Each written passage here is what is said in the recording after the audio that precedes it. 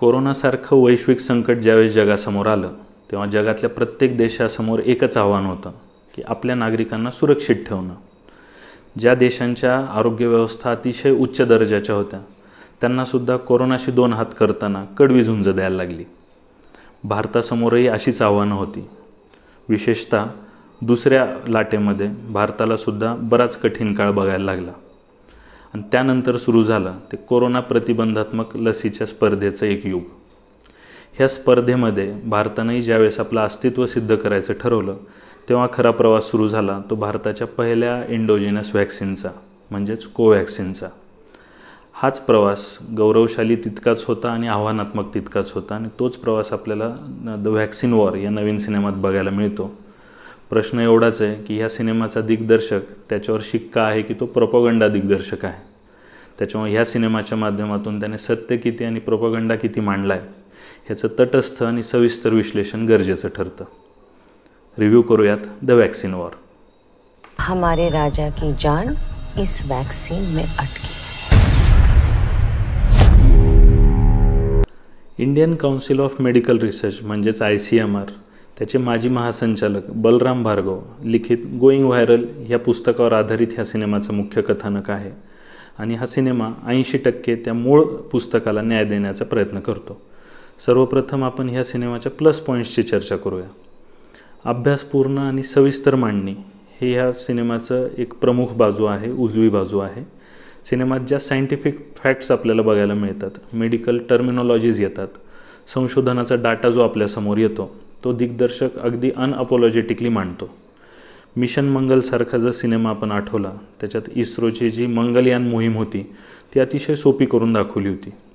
तसं इथं होताना बिलकुल दिसत नाही.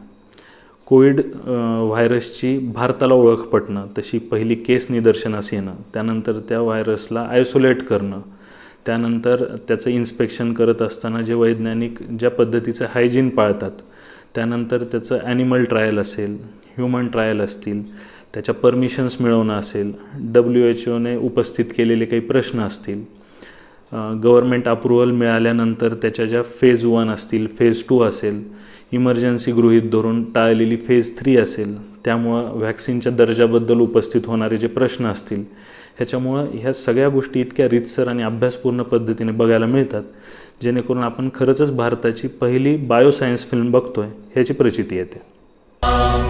असत भी नहीं, अंतरिक्ष भी नहीं, आकाश भी नहीं था.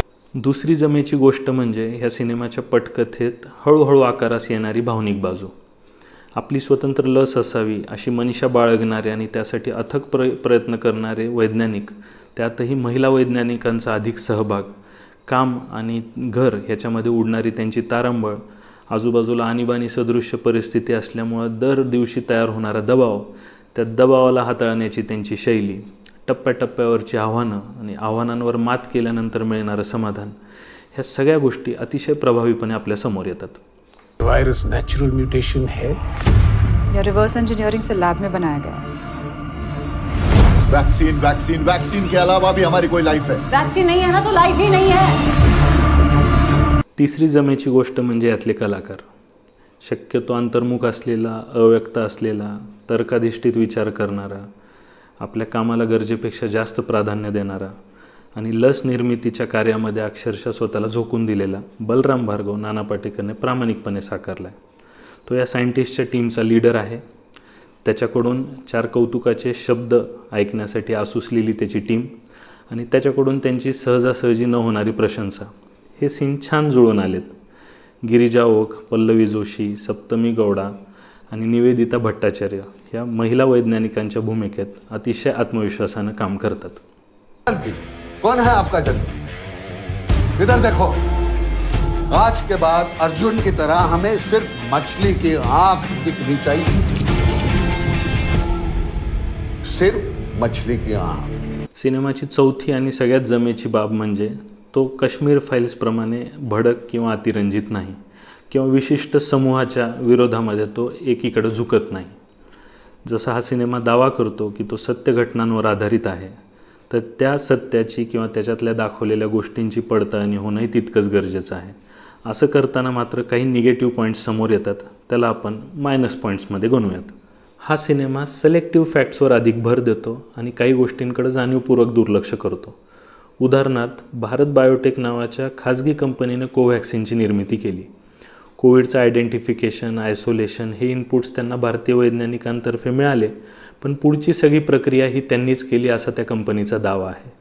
ही गोष्ट हा सिनेमा सोयीस्कररित्या दुर्लक्ष करतो. उलट भारत बायोटेकच्या ज्या तांत्रिक चुका होत्या त्याच्यावर बोट ठेवणाऱ्या समूहाला हा सिनेमा थेट भारतीय वैज्ञानिक किंवा देशाच्याच विरोधातला आहे असं घोषित करू पाहतो, जे सरासरी चूक आहे.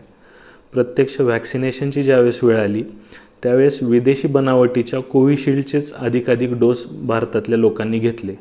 80% लोकांनी कोविशिल्डचे डोस घेतल्याचा अधिकृत डाटा असताना ही बाब हा सिनेमा सोयीस्कररित्या दुर्लक्ष करतो. आपके साइंटिस्ट के पास 1 लाख रुपए भी नहीं थे? मेरे नहीं सर, भारत के साइंटिस्ट. कोविड काळात भ्रम पसरवण्याच्या एका आरोपाखाली द वायर नावाच्या एका माध्यम समूहाला कोर्टाची नोटीस येते. त्यांच्यावर 100 कोटींचा दावा ठोकला जातो आणि त्यांच्या कोविडशी संबंधित जे काही त्यांचे आक्षेपार्ह लेख आहेत त्यांना वेबसाईटवरून मागे घ्यायला लावण्यात येतं. ही केस कोर्टात जाते. आजवर त्याची केस सुरू असून त्यांची रिपोर्टिंग किंवा त्या माध्यमाने जे काही केलेलं वार्तांकन आहे ते असत्य आहे असं सिद्ध झालेलं नसतानाही हा सिनेमा ह्या एका केसचा आधार घेऊन पूर्ण मीडियालाच खलनायक करू पाहतो. पत्रकारांवर मानहानीचे दावे दाखल होणं ही नवीन गोष्ट नाही आहे, अगदी सामान्य आणि पूर्वापार चालत असणारी गोष्ट आहे. पत्रकारांचं मुळात कामच प्रश्न विचारणं आहे. आणीबाणी सदृश्य काळामध्ये तर पत्रकारांवरची जबाबदारी अधिक वाढते. पण सरकारविरुद्ध प्रश्न विचारणारं जो मीडिया आहे, जे पत्रकार आहेत, त्यांची तुलना थेट दहशतवाद्यांशी करून हा सिनेमा किंवा हा दिग्दर्शक काय सांगू पाहतो, ही कुठली सिनेमॅटिक लिबर्टी आहे, ही गोष्ट बिलकुल आपल्या पचनी पडत नाही. समर्थ है तो अगर एक्सपर्ट्स की बात मानी जाए, no, India can't do it. India can't do it, ये नैरेटिव कौन बना रहे हैं एंड व्हाई? रायमा सेनने निभावलेल्या महिला पत्रकाराची भूमिका ही भारत विरुद्ध आहे हे एक वेळ मान्य करू, पण तिचे आंतरराष्ट्रीय संबंध इतके पॉवरफुल आहेत की तिथं थेट गृहमंत्रालय आणि भारत सरकार हातबल वाटावं हा कुठला कल्पनाविलास हे विवेक अग्निहोत्रीत जाणो. भारताविरुद्धचं विदेशी ताकदींचं षडयंत्र आणि भारतात राहून भारताच्याच विरोधात काम करणारी महिला पत्रकार, खलनायक म्हणून ह्या दोन्ही गोष्टी अतिशय तकलादू वाटतात. उस राजा की जान एक तोते की गर्दन में अटकी है. तोते की गर्दन मरोड़ थी और राजा मर गया. हमारे राजा की जान इस वैक्सीन में अटकी. विवेक अग्निहोत्रीच्या सिनेमांमध्ये दिग्दर्शन दरवेळेस फार उल्लेखनीय असतं असं काही नाही. चॉकलेट, जिद, हेट स्टोरी यासारखे थ्रिलर आणि इरोटिक सिनेमे करून झाल्यानंतर काश्मीर फाईल्स, ताश्कंद फाईल्स या सिनेमाला त्याने जे माहितीपटासारखी ट्रीटमेंट दिली होती तीच इथंही बघायला मिळते. सिनेमाला एक लय अपेक्षित असते, ज्यामध्ये सुरुवात, मध्य आणि हळूहळू उठावदार शेवट होत जाणं असं क्राफ्टवरचं काम अपेक्षित असतं. तसं इथं बिलकुल होताना दिसत नाही. उलट सिनेमा हे दृश्य माध्यम नसून संवादांचं माध्यम आहे अशी सुद्धा फिलिंग यायला लागते. क्लायमॅक्सला सुद्धा भाषणबाजीवरच जास्त जोर दिल्याने ही फिलिंग अधिक गडद होत जाते. साइंटिस्ट, यू नो, हमारे लैब में हम लोग इतनी सारी औरतें क्यों? Because we are brave. We can do it. कुठल्या दिग्दर्शकाने कुठल्या विचारसरणीने सिनेमे बनवावेत हा ज्याचा त्याचा प्रश्न असतो. पण ज्यावेळेस तुम्ही एका सामूहिक प्रयत्नांची यशोगाथा मांडताय त्यावेळेस आपल्या वैयक्तिक विचारसरणीपेक्षा त्या सिनेमाच्या संकल्पनेला अधिक प्राधान्य मिळायला हवं. टूलकिटसारख्या हलक्या आणि सर्वसाधारण प्रसंगाची रचना करून विवेक अग्निहोत्री इथं कलात्मक बॅलन्स बिघडवायचा प्रयत्न करतो आणि त्यामुळं नाविन्यपूर्ण प्रयोग असूनही व्हॅक्सिन वॉर सर्वोत्कृष्ट होता होता मात्र राहून जातो. आपल्या भारतातल्या महिला वैज्ञानिकांचं जे काही कार्य आहे, त्यांचं जे काही योगदान आहे ते मात्र हा सिनेमा सेलिब्रेट करत असल्यामुळं आवर्जून एकदा बघायला मात्र नक्कीच हरकत नाही. माझ्याकडून ह्या सिनेमाला 3 स्टार. व्हॅक्सिन वॉर रिलीज होऊन आज तब्बल 7 दिवस झालेत, म्हणजे पहिला आठवडा जवळपास संपला आहे. येत्या आठवड्यात काही नवीन सिनेमे प्रदर्शित होतील, पण हवी तशी प्रेक्षक संख्या हा सिनेमा जमवू शकला नाही. विवेक अग्निहोत्रीच्या काश्मीर फाईल्सने थेट 200 कोटीचा व्यवसाय केला. त्याच्या 10% व्यवसाय ह्या सिनेमाचा झाला नाही. नेमकं काय कारण असावं? काश्मीर फाईल्सला हिंदू मुस्लिम विभाजनाचा एक अँगल होता, तो ह्या सिनेमात नव्हता. ह्याचा फटका बसला आहे की आता विवेक अग्निहोत्री हा प्रोपोगंडा दिग्दर्शक म्हणून प्रसिद्ध झाल्यामुळे त्याच्या सिनेमाकडे प्रेक्षकांनी पाठ फिरवली आहे. याचं उत्तर कळत नाही. तुम्हाला काय वाटतं ते तर जरूर कॉमेंट्समध्ये मला कळवा. पण माझं व्यक्तिशः मत आहे की कोविडचा जो काळ आहे तो कुणीही गौरवशाली पद्धतीने आठवत नाही.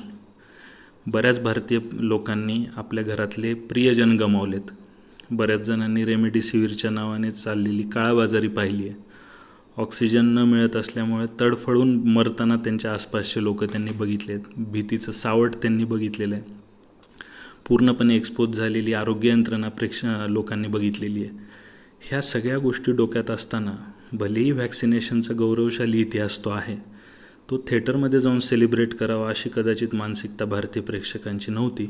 त्याच्यामुळे विषयाचं जरी निवड चांगली असली किंवा त्याच्यातून काही सकारात्मक संदेश देण्याची जरी मानसिकता असली दिग्दर्शकाची, तरी कटुकाळच लोकांच्या डोक्यात जास्त उमटल्याने पुन्हा जाऊन तेच दुःख किंवा तेच क्षण, त्याच मेमरीज परत उगाळायला नकोत म्हणून कदाचित प्रेक्षक ह्या वेळेस सिनेमाला फिरकले नसतील. किंवा त्याची जी ट्रीटमेंट आहे ती बऱ्यापैकी सायंटिफिक आहे, ते एका दर्जाच्या प्रेक्षकांसाठीच आहे असाही त्याचा प्रचार झाला असल्याकारणानं प्रेक्षकांनी ह्या सिनेमाकडे पाठ फिरवली असावी असा माझा एक अंदाज आहे. तुम्हाला काय वाटतं ते कॉमेंट सेक्शनमध्ये जरूर कळवा. व्हिडिओ आवडला असेल तर लाईक, शेअर आणि सबस्क्राईब करायला विसरू नका. धन्यवाद.